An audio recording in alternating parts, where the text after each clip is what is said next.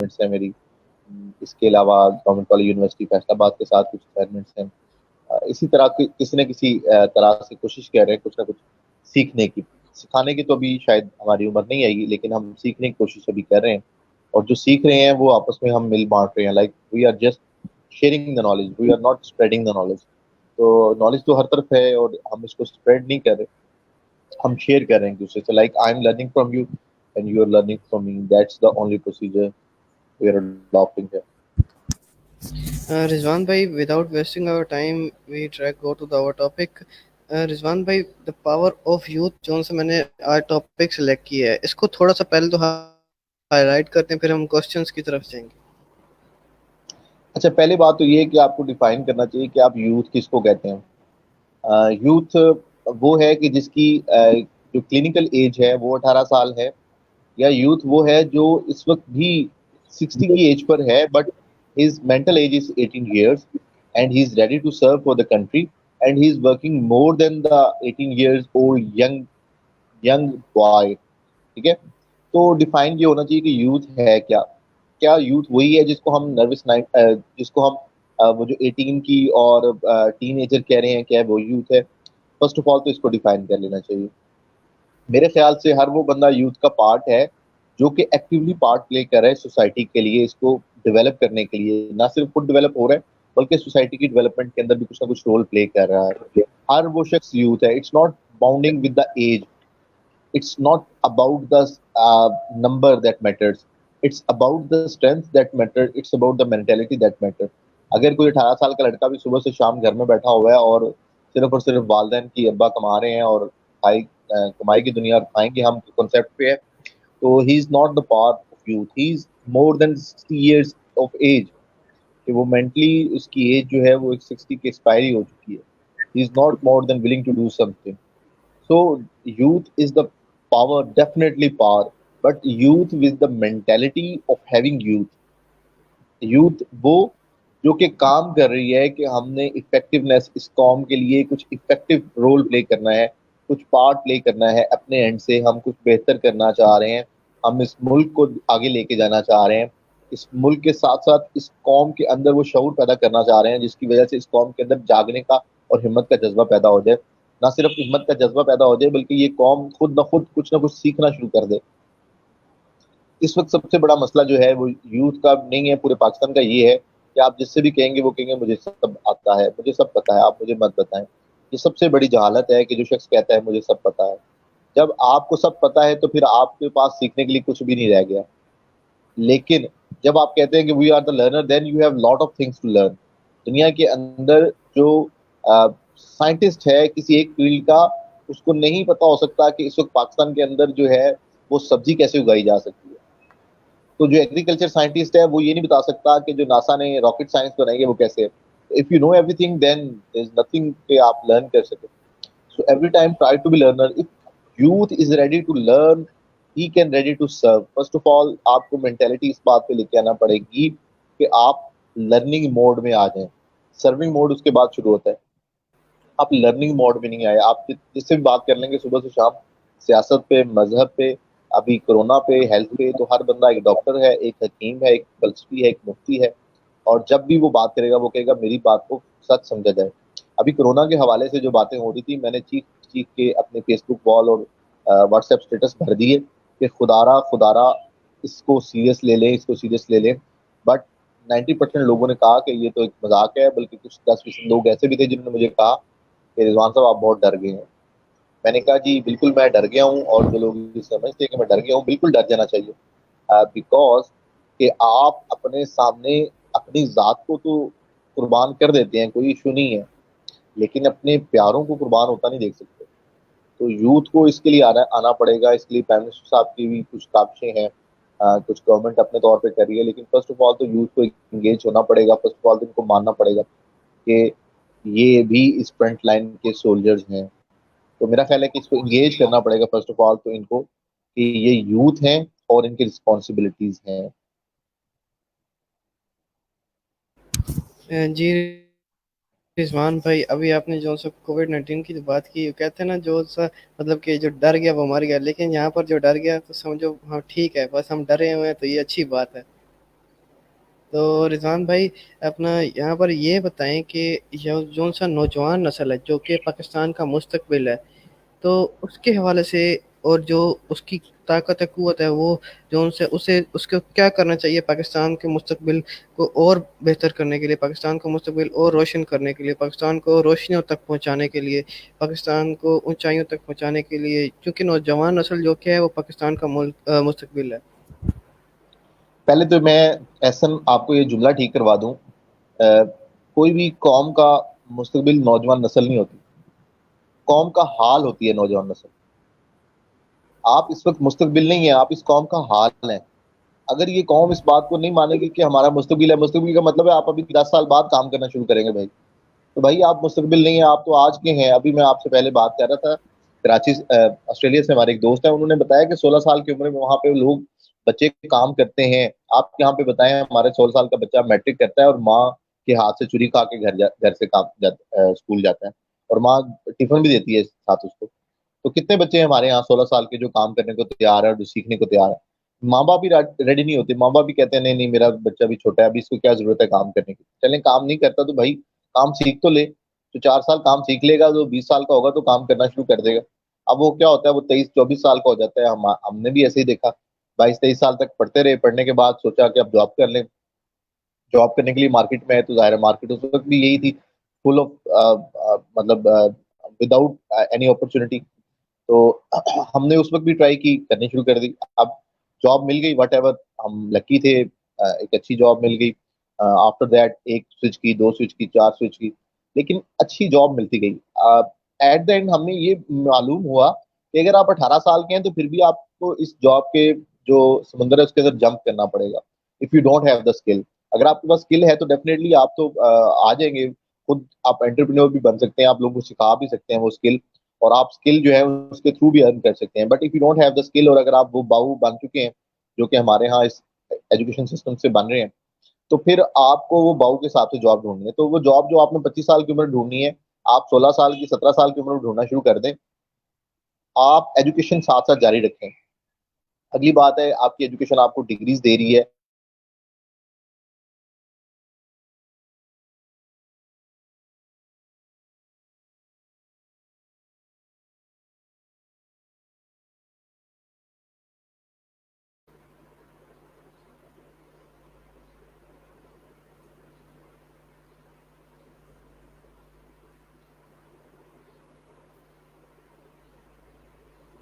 First of I all think education.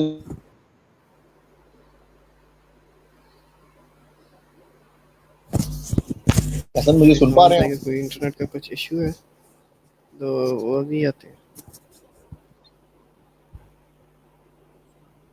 जी। तो एहसन, बात यह है कि एजुकेशन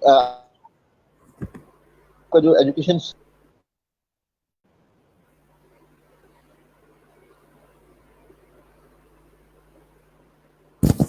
रिजवान भाई, आपका थोड़ा मेरे ख्याल से वो आपकी आवाज़ कट रही है, कट कट के आ रही है।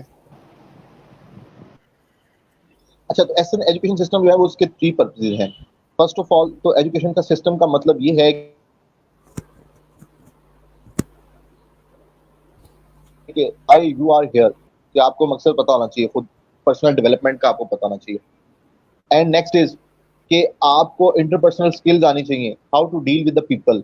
ठीक है, ये आपको पता होना चाहिए, लोगों से मिलना जुलना कैसे है।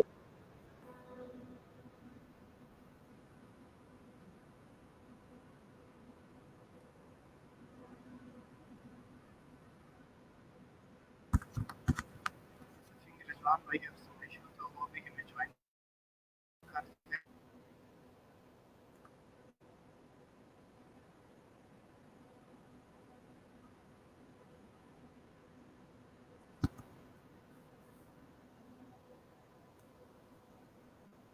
और ऐसा जो थर्ड जो इसका पर्पज है एजुकेशन सिस्टम का, वो आपको स्किलफुल करना चाहिए। आपके पास अगर if you have the degree of the masters in business administration, then you must know what is the business.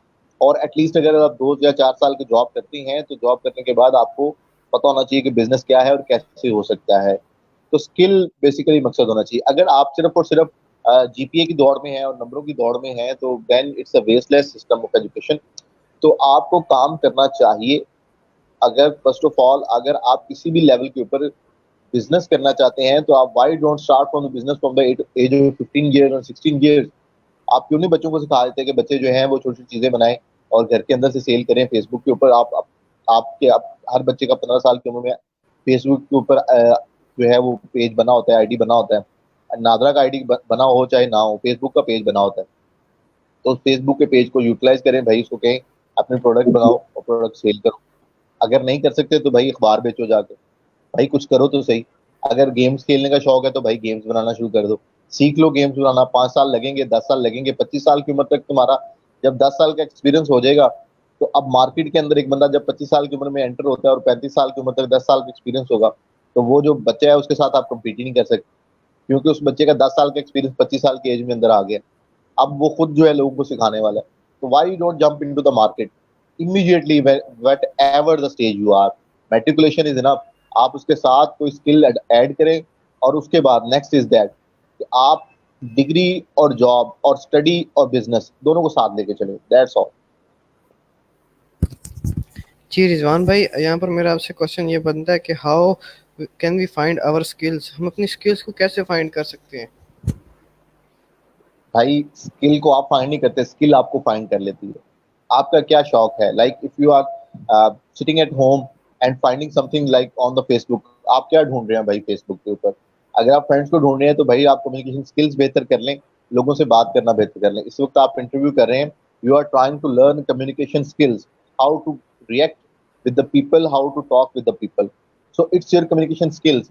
So try to polish on your communication skills. अगर आपको ये अच्छा लगता है तो try to follow. This is your passion, this is your skill. इसी को skill polish कर लें। हर इंसान के अंदर स्किल्स होती हैं। लाइक इट्स डजंट मीन अगर मेरी राइटिंग अच्छी नहीं है इसका मतलब ये नहीं है कि मुझे लिखना बिल्कुल ही नहीं आता। मैं लिख सकता हूँ लेकिन मेरी लिखाई उतनी बेहतर नहीं हो सकती जितनी एक खत्तात की है। मैंने उस स्किल पे काम ही नहीं किया हुआ। मेरे पास स्किल है, मेरा शौक नहीं है, लिहाजा मैंने लिखा नहीं, मैंने ट्राई नहीं किया, मैंने उसको पॉलिश नहीं किया। आपके अंदर स्किल्स हैं, हर तरह की स्किल्स हैं। ट्राई टू फोकस कि कौन सी चीज आपको अच्छी लग रही होती है। जो अच्छी लग रही है भाई उस पर काम शुरू कर दो, जिसपे करने में मजा आ रहा है। जिसपे करने में लग नहीं रहा कि यार सर दर्द दुखना शुरू हो गया, जिसको देख के नींद नहीं आना शुरू हो जाती, तो फोकस ऑन दैट थिंग कि आप जो कुछ काम कर रहे हो आपको वो अच्छा लग रहा है, तो डू डू दैट। आपकी ही स्किल है। आपको गेमें अच्छी लग रही है भाई, पबजी अच्छी लग रही है भाई, बड़ी अच्छी बात है, पबजी खेल लो। लेकिन पबजी कैसे बनी है ये तो देखो, और पबजी बनाई किसने है वो तो देखो। वो जो बंदा था उसने पबजी कब बनाई और पबजी बनाने का उसका मकसद क्या था। देन यू फाइंड आउट कि हाउ टू मेक गेम्स। तो गेम्स बनाना शुरू कर दो भाई, दुनिया के अंदर इतनी बड़ी मार्केट है गेम्स की, तो आप गेम्स बनाना शुरू कर दो। जी रिजवान भाई, यहाँ पर हम आपकी लाइफ जर्नी से, चूंकि काफ़ी लोग आपने बहुत ही इंस्पिरेशनल बातें की हैं यहाँ पे, मोटिवेटेड बातें की हैं, तो यहाँ पर आपकी लाइफ जर्नी से रिलेटेड हम क्वेश्चंस कर लेते हैं। रिजवान भाई, आप हमें कुछ अपने बारे में एक ऐसी स्टोरी शेयर करें जो जिससे आप बहुत ज़्यादा इंस्पायर्ड हुए और आपने कहा कि यार नहीं यार, ये तो मैंने करना ही करना है लाइफ में। अच्छा ये बात तो, जो आपको बातें पता चल रही हैं, जो बातें मैं कर रहा हूँ, मुझे बताने वाला कोई भी नहीं था। ये when I have done my matriculation, there was not a single person who was there to tell me something कि भाई बिजनेस भी कोई चीज होती है। हम तो सोच भी नहीं सकते थे कि मैट्रिक के बाद बंदा कोई जॉब भी कर सकता है। हम कहते थे ये गरीब लोग होते हैं जो जॉब करते हैं। हमें नहीं पता था कि वो गरीब लोग जाहिर है कल को 10 साल बाद अमीर हो जाएंगे और हम 10 साल बाद जॉब के लिए ढूंढने निकल पड़ेंगे। With the passage of time हमें कोई सिखाने वाला नहीं था। मैट्रिक के बाद एफएससी, एफएससी के बाद graduation, then masters, then MPhil. हम तो किताबों के साथ जुड़े रहे और किताबों के साथ लगे रहे। मुझे याद है पंजाब यूनिवर्सिटी के अंदर, पंजाब यूनिवर्सिटी की लाइब्रेरी के अंदर मैंने अपनी सारी गर्मियों की छुट्टियां गुजार दी, क्योंकि मुझे किताबों का शौक था। और दूसरा ये कि हॉस्टल के अंदर गर्मी बहुत होती थी, तो हॉस्टल की गर्मी से बचने के लिए पंजाब यूनिवर्सिटी के एसी वाले हॉल में चले जाते थे। और उनका शुक्रिया कि वो संडे को भी ओपन होता था, तो हम थ्रू आउट द गर्मियाँ वहाँ किताबें पढ़ते थे। तो उस उन किताबों का ये फायदा हुआ कि अब कुछ अरसे बाद हमें पता चला कि वो किताबें हम तो एक फन के लिए पढ़ रहे थे, पौधा लैयर पढ़ रहे थे, लेकिन वो किताबें बड़ी इफेक्टिव रहीं। हमें अखबार पढ़ने का, लाइक बचपन से मुझे वालिद साहब ने कहा अखबार के कॉलम पढ़ा करो। उस वक्त मुझे पता भी नहीं था ये कॉलम क्या होता है। But I start reading Javed Chaudhry and Hassan Nisar और अताउल्लाह कासमी। इन लोगों को मैंने पढ़ना शुरू कर दिया। बड़े मजे के ये कॉलम्स लिखते हैं, आप भी लिखते हैं मजे के। अब मुझे पर्सपेक्टिव समझ आना शुरू हो गया कि कॉलम जो लिख रहा होता है उस बंदे का आइडिया क्या है, बंदे की पर्सनैलिटी क्या होती है। अब इन लोगों की पर्सनैलिटीज का भी आइडिया हो गया with the passage of time. लेकिन थ्रू आउट द लाइफ जिन लोगों को अभी पता भी नहीं है कि अखबार क्या होती है, कॉलम क्या होता है, रीडिंग क्या होती है, एटलीस्ट वो पढ़ना शुरू कर दे। अच्छा, अगर पढ़ने की परेशानी है भाई, कई लोगों को पढ़ते हुए किताब देखते ही नींद आना शुरू हो जाती है, तो मेरे तमाम दोस्त जो किताब देखते ही नींद आना शुरू होती है, उनको उनका मेरी जाती राय ये है कि वो किताब सुनना शुरू कर दे। हर किताब की तकरीबन 90% ऑडियो बुक्स अवेलेबल है, तो आप किताब सुन लें। अब भी मेरी रूटीन ये है कि किताब सुनता हूँ। अभी कल किसी ने बात की कि कुछ लोग जो है रात को म्यूजिक लगा के सोते हैं और वो उससे उनको नींद आती है। और मेरी ये रूटीन है कि मेरे मोबाइल के अंदर बहुत सारे लोगों की मोटिवेशनल वीडियो हैं, जिनमें मेरे उस्ताद कासिम अली शाह साहब की वीडियोस बहुत ज़्यादा आती हैं। इसके अलावा कामरान रिजवी साहब की वीडियोस होती हैं, श्री नकवी साहब की वीडियोस होती हैं। ये सब लोग जो हैं ये इस वक्त उस्ताद हैं, उस्तादों के उस्ताद हैं। तो इनकी वीडियोस मेरे मोबाइल में, और मैं लाजमी सोने से पहले एक आध वीडियो इनकी सुन के सोता हूँ। इट्स मीन्स के एंड ऑफ द डे जो आपका मैसेज होता है ना, वो एक पॉजिटिव मैसेज आना चाहिए। सारा दिन आपने जो कुछ भी किया है, एंड ऑफ द डे आपके पास एक पॉजिटिव मैसेज आना चाहिए। And other thing is that दुनिया के अंदर कभी किसी के लिए बुरा ना सोचो, बल्कि किसी के बारे में मत सोचो यार। सोचो बुरा तो बहुत दूर है, सोचो ही मत। अपने लिए सोचो, अपने बारे में सोचो, और खुद को इम्प्रूव कर लो। आप इम्प्रूव कर लोगे, बहुत सारे लोग तालियां पीटने के लिए आ जाएंगे। और अगर आपने खुद को इम्प्रूव नहीं किया तो भाई दुनिया के अंदर लोग आपको हौसला देने के लिए भी नहीं आएंगे। लोग आप रोने के ऊपर हंसेंगे जरूर, लेकिन आपको चुप नहीं करवाएंगे। तो लिहाजा focus on yourself, try to learn from the other people, and don't go for the irrelevant talks. Like मुझे कल परसों किसी ने बुला लिया, एक मजहबी किस्म की बहस हो रही थी इंडियंस के साथ। फर्स्ट ऑफ ऑल तो मैं चला गया, बाद में मैंने उसका एनालिसिस किया कि वो एक घंटा मेरा ज़ाया हो गया। उसकी वजह यह है कि मैंने उस एक घंटे में कुछ नहीं सीखा, ना मैंने कुछ लर्न किया, बल्कि it's a waste of time. ये मेरे कंसर्न नहीं है, तो why I am doing this. So try to avoid such things that is not your concern, and focus. और अगली बात यह है कि दुनिया के अंदर जो कुछ हो रहा है, जो हालात हैं, जो परेशानियां हैं, इनका आपसे कोई ताल्लुक नहीं है। वासिफ साहब का एक मशहूर वाकया है कि उनके पास एक शख्स आया और उन्होंने कहा, आपको पता है कि कितने हालात ख़राब है। तो उन्होंने कहा कि ये हालात किसने ख़राब किए? उन्होंने कहा कि हुकूमत की वजह से। उसने कहा अच्छा, फिर ये हालात तुम ठीक कर सकते हो? उसने कहा नहीं। उसने कहा मैं ठीक कर सकता हूँ? उसने कहा नहीं। उन्होंने कहा फिर भैया चाय पी, तो चाय पिए, आपके बस में नहीं है। जी, रिज़वान भाई, ये तो बहुत आपने अच्छी बात की है। और यहाँ पर मेरा आपसे सवाल ये बनता है कि भाई उन पेरेंट्स को क्या मतलब कि मैसेज देना चाहेंगे जो कहते हैं कि यार अभी मेरे बच्चे की उम्र नहीं है, हम किस लिए हैं? हम कमाने के लिए नहीं है, वो किस लिए कमाएँगे? हम किस लिए कमा रहे हैं? जब अगर उन्होंने कमाना था तो फिर हमारे कमाने का क्या फ़ायदा? अच्छा, एक तो मैं बात आपको बता देना चाहता हूँ कि पेरेंट्स के लिए मैं खुद में इस एज में हूँ कि हम we are going to parents now. Parents को ये समझ लेना चाहिए कि आप फॉरएवर नहीं हैं, ठीक है? यू आर नॉट इमॉर्टल, आपने दुनिया से चले जाना है। मजे की बात यह है कि जब तक आप हैं, साया है, आप बच्चों को सहारा देंगे, समझाएंगे, और समझा के अगर वो गिरेगा तो उठा लेंगे। आपने आंखें बंद कर ली, बच्चों को ठोकरें लगेंगी, उनको उन वो गिरेंगे, वो रोएंगे, उनको चुप करवाने वाला कोई नहीं होगा। It's really very tough fact कि ये फैक्ट है कि मेरे वालिद साहब जब तक हयात रहे, मैंने कोई काम नहीं किया, जॉब नहीं की। जब वो चले गए दुनिया से, तो उसके बाद मैंने जॉब शुरू की और मैंने सोचा कि मैंने अपनी फैमिली को सपोर्ट करना, because I I belong to still middle class. तो उस वक्त पता चला कि यार कितने मसाइल हैं। तो अगर ये मसाइल आपकी औलाद आपकी ज़िंदगी में देख लेगी, तो आप एटलीस्ट हौसला देंगे, आप बकअप करेंगे, आप उसको शाबाश देंगे, मेरा बेटा कोई बात नहीं, खड़े हो जाओ, फिर से कर लो। और लेकिन अगर ये मसाइल आपके बाद आ जाएंगे और आपके पास कोई गारंटी नहीं है कि आप कब तक का सर्टिफिकेट लेके हैं, आप 60 साल की उम्र का सर्टिफिकेट है आपके पास, तो ठीक है, फिर बच्चे को जवान हो लेने दें और काम कर लेने दें। और अगर सर्टिफिकेट ऐसा कोई नहीं है आपके पास, तो प्लीज़ बच्चों को गिरने दें, बच्चों को बाहर गिरने दें। बच्चा गली से बाहर निकलता है तो नाली में गिर जाता है, तो उसको गिरने दें। अगली दफ़ा वो गुजरेगा तो वो वहाँ नाली के पास खड़ा हो जाएगा, वो नाली के अंदर नहीं गिरेगा। लेकिन आप मौजूद हैं तो आप उसको नाली से उठा के ले आए हैं, साफ करके धुला के, चुप चुप करवा के उसको कहा मेरा बेटा कोई बात नहीं, फिर क्या हुआ, मेरा बेटा अच्छा बच्चा है, फिर चला जाएगा। आपने उसको, लेकिन जब आप अवेलेबल नहीं हैं, आपने चले जाना है, जब वो नाली में गिरेगा तो पता नहीं कितना अरसा नाली में गिरते रोता रहेगा।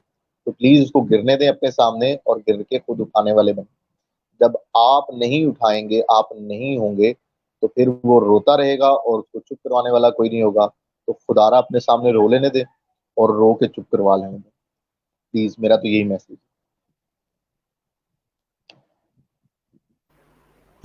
रिजवान भाई, ज़्यादा आपसे टाइम नहीं लेंगे, बस अब चूँकि आपने जाना है, तो अब हम इस लाइव और इस शॉर्ट लाइव सेशन को एंड करेंगे यहीं पे। एंड क्लोजिंग रिमार्क्स जो उनसे ऑडियंस को देना चाहें आप। ऐसा ऐसा जाहिर है you are belonging to the age जहाँ पे हमें नहीं पता था कि ये सोशल मीडिया भी कोई बला होती है। हमें कंप्यूटर का नहीं पता था। आई रिमेम्बर के मैंने अपनी एक फर्स्ट जो ईमेल आईडी थी, अभी भी मैं यूज कर रहा हूँ उसको, वो एक इंटरनेट कैफे में जाके बनाई थी। और उस वक्त कैफे के जाने के वो जो थे ना, पर आवर वो 50 रुपीज चार्ज करते थे। और हमें पता भी नहीं था ईमेल कैसे बनती है। और हमें ये भी नहीं पता था कि भेजनी किसको है, जरूरत भी नहीं थी। ना कोई डिमांड करता था ईमेल की।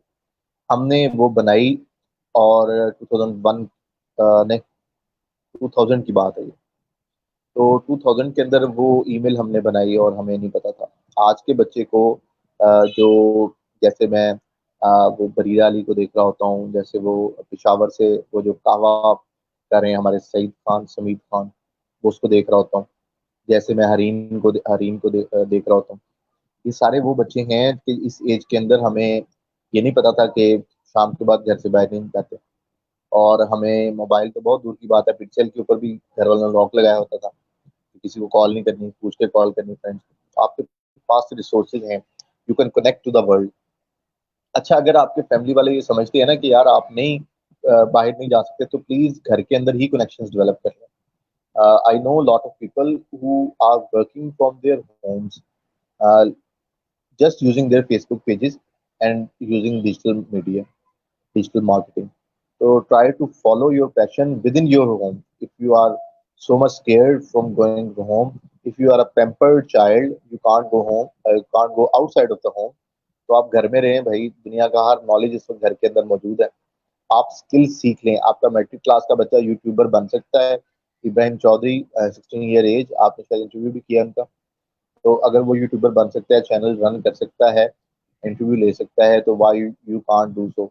आपकी ईद की जितनी कम्युनिटी है वो क्यों नहीं कर सकती है। हरीन फातिमा एक बच्ची है, वो कर सकती है, आप क्यों नहीं कर सकते। बरीला अली स्टोरी टेलर है, वो बन सकती है, आप क्यों नहीं बन सकते। समीद खान एक 8-10 साल का बच्चा कर सकता है, why you can't do so. Abdullah Sameen कर सकता है, why you can't do so. ये मेरे पास मिसालें हैं। माद साफी कर सकता है, तो आप क्यों नहीं कर सकते।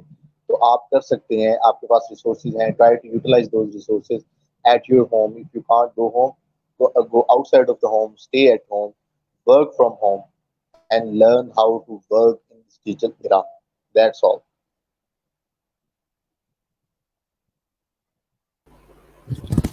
रिजवान भाई, इट्स रियली ग्रेट और thank you for having me, और it's an honour for me कि आपने मेरी शो की दावत कबूल की।